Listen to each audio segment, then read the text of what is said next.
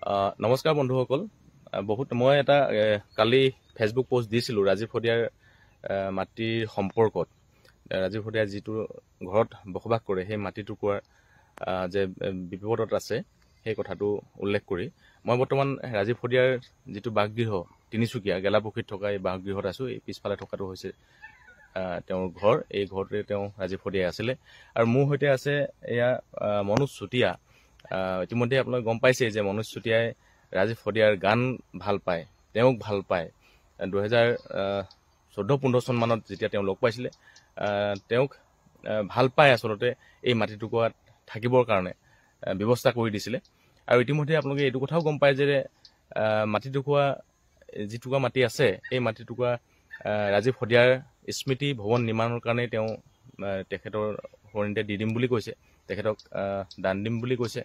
গতিকে মই এই কথাবিলাক যিবিলাক কথা ইতিমধ্যে ওলাই আছে যে কোনোবা দুজন ব্যক্তিয়ে বেংক মেনেজাৰ আৰু আনন্দ ৰাছিয়া অমিত ঝা আৰু আনন্দ ৰাছিয়া নামৰ যি দুজন ব্যক্তি গোটেই ষড়যন্ত্ৰ কৰি 50 লাখ টকা এই মাটিটুকুৰাৰ নামত লৈ কি অৱস্থাত এতিয়া আছে বৰ্তমান, সেই গোটেই কথাবিলাক আপোনালোকক মই জনাবৰ কাৰণে, গোটেই বিস্তৃতভাৱে জনাবৰ কাৰণে আজি এই ভিডিঅ'টো কৰিছোঁ। আপোনালোকে তেওঁৰ মুখেৰে শুনক আচলতে কি হৈছিল। প্ৰথমৰ পৰা মই গোটেই কথাখিনি ক'বৰ কাৰণে মই মনোজ চুতীয়াদেৱক মই অনুৰোধ জনাইছোঁ। নমস্কাৰ। মই প্ৰথমতে মোৰ মাটি এডোখৰ ফৰিং আছিলে, গতিকে বাৰী মাটি কৰিবৰ কাৰণে আনন্দ ৰাছিয়া বুলি এজন ব্যৱসায়ী তেখেতক দিছিলোঁ। তেখেতৰ উকিল চিনাকি আছে বুলি যেতিয়া দিলোঁ, এই মাটিডোখৰ তেখেতে বাৰী মাটিও কৰিছিলে। পিছতে গম পাইছিলোঁ। তাৰপিছত মই আনন্দক এদিন কৈছিলোঁ, আনন্দ ভাই মোক বোলো লোন এটা উলিয়াই দিবিচোন, তোৰ বেংকৰ মেনেজাৰৰ লগত চিনাকি আছে, গতিকে মোক 10 লাখ টকা এটা প্ৰয়োজন হৈ আছে।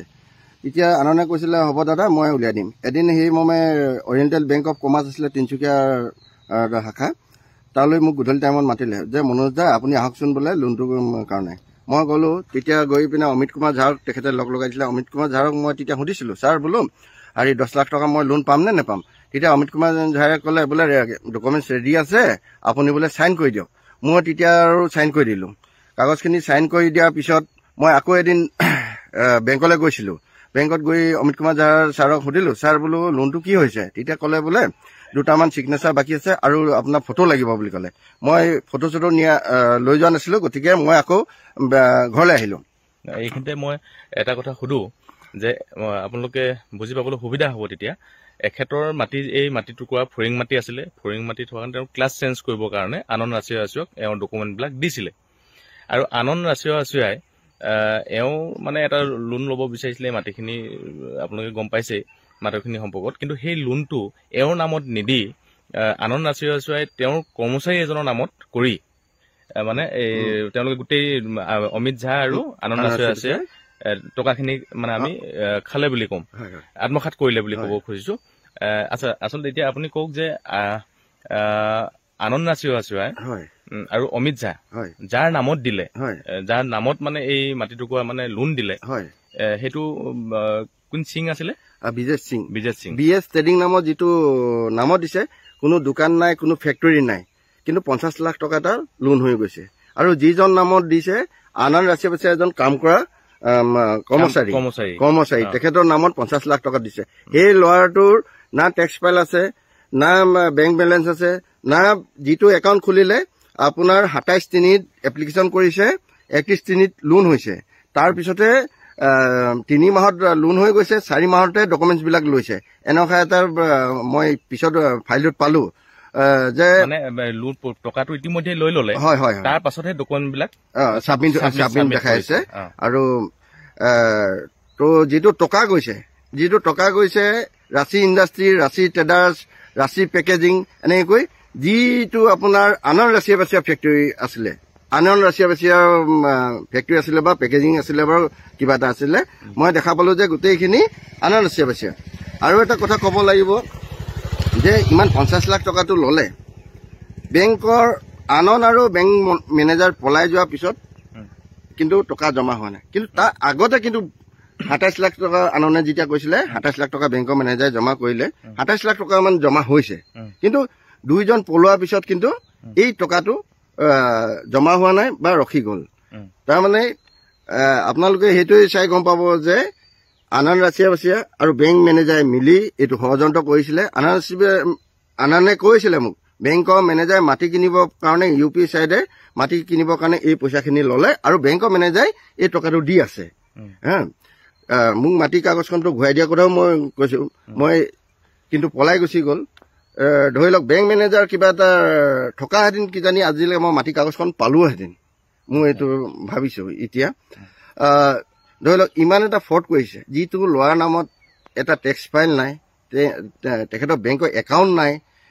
27 তাৰিখে এপ্লাই কৰিছে আৰু 31 তাৰিখে লোন কৰিছে। 31 মাৰ্চ কিন্তু 31 মাৰ্চত কৰিছে। কিন্তু 2-3 দিনৰ ভিতৰতে 2-3 আৰু আমি জানো যে সাধাৰণতে 31 মাৰ্চত বেংকে লোন নকৰে, ক্লজিং বুলি কয়, হয় নাই বাৰু? এনেকুৱা এটা জালিয়াতি কৰিছে। তাৰমানে ফাইলত অকল মোৰ মাটিডোখৰহে আছে। ডকুমেণ্ট হিচাপে যিজন যাৰ নামত সিঙৰ নামত মানে যিখিনি ডকুমেণ্ট লাগে তেওঁহে লোনটো লৈছে। গতিকে সিঙৰ যিবিলাক ডকুমেণ্ট থাকিব লাগে সেই ডকুমেণ্ট বিলাক নাই। ডকুমেণ্ট নাই, অকল পেন কাৰ্ড এখন আছে। পেন কাৰ্ডত 50 লাখ টকা লোন। শ্ৰদ্ধেয় ৰাইজ, আপোনালোকে নিজেই গোটেই বিষয়টো আপোনালোকে চাওক যে যিজনৰ নামত এওঁতো মানে গ্ৰান্টাৰ আছিলে, এওঁ গোটেই মানে কাগজ পত্ৰবিলাক লৈহে আচলতে এই যিজন সিং আছিলে সিঙক লোনটো দিছে। আৰু তেওঁলোকে বেংক মেনেজাৰ আৰু আনন্দ ৰাছিয়া জানেই যে সিঙৰ একো নাই, তেওঁৰ সম্পত্তি বুলিবলৈ একো নাই। আৰু তেওঁলোকে যিহেতু ষড়যন্ত্ৰ কৰিয়ে লৈছে, তেওঁ একো যিহেতু পইচাখিনি ঘূৰাবই নোৱাৰে। আৰু পইচাবিলাক যিহেতু সেই সিঙৰ নামত সোমোৱা নাই, সোমাইছে এই আনন্দ ৰাছিয়া ফেক্টৰী কিবা কিবা কোম্পানীৰ নামত। গতিকে গোটেই টকাটো যে বেংক কৰ্তৃপক্ষ, বেংক মেনেজাৰ অমিত ঝা আৰু আনন্দ ৰাছিয়া এই দুজনেই যে ষড়যন্ত্ৰ কৰি গোটেই মানে এই ঘটনাটো কৰিলে, সেই কথাটো স্পষ্ট হৈ আছে, নহয় জানো? নহয়, এতিয়া যিহেতু গোটেই কথাটোৱে ফৰ্ট হয়, গোটেই বস্তুটোৱে তেওঁলোকে জালিয়াতি কৰিছে আৰু টকাখিনি আত্মসাৎ কৰিছে। গতিকে আমি এইটো কথা ক'ব বিচাৰো যে কৰবাৰ পৰা আনন্দ ৰাছিয়া মাত্ৰ মানে এই ঘটনাটোৱে কৰিছে এনেকুৱা নহয়, তিনিচুকীয়াত বহু ঘটনা তেওঁ কৰিছে বুলি অভিযোগ আছে। গতিকে আৰু কোনো দিনেই যাতে সহজ সৰল আমাৰ অসমীয়া মানুহবিলাকক কোনেও যাতে ঠকিব নোৱাৰে, কোনেও যাতে এনেকে বেংক জালিয়াতিৰ মানে ঘটনা সংঘটিত কৰি তেওঁলোকক যাতে বিপদত পেলাব নোৱাৰে, সেইকাৰণে ইয়াৰ পৰা আৰম্ভ হওক। মই ভাবোঁ যে ৰাজীৱ শদিয়াৰ যিডোখৰ মাটি এওঁ দান দিছে, এই মাটিডোখৰৰ পৰাই আৰম্ভ হওক এই ব্যৱস্থাটোৰ বিৰুদ্ধে, এনে ষড়যন্ত্ৰকাৰীৰ বিৰুদ্ধে তেওঁলোকে যাতে কোনো দিন আৰু কেতিয়াও সাহস নকৰে এনে ঘটনা কৰিবৰ কাৰণে, এনে কাম কৰিবৰ কাৰণে। আৰু মানে আৰু এটা ক'ব বিচাৰিছো, মই 20 চনতে বেংককো জনাইছো লেটাৰ দি পেলাই, আৰু তিনিচুকীয়া পুলিচ প্ৰশাসনকো মই 20 চনতেই মই কেছ এখন দিছো।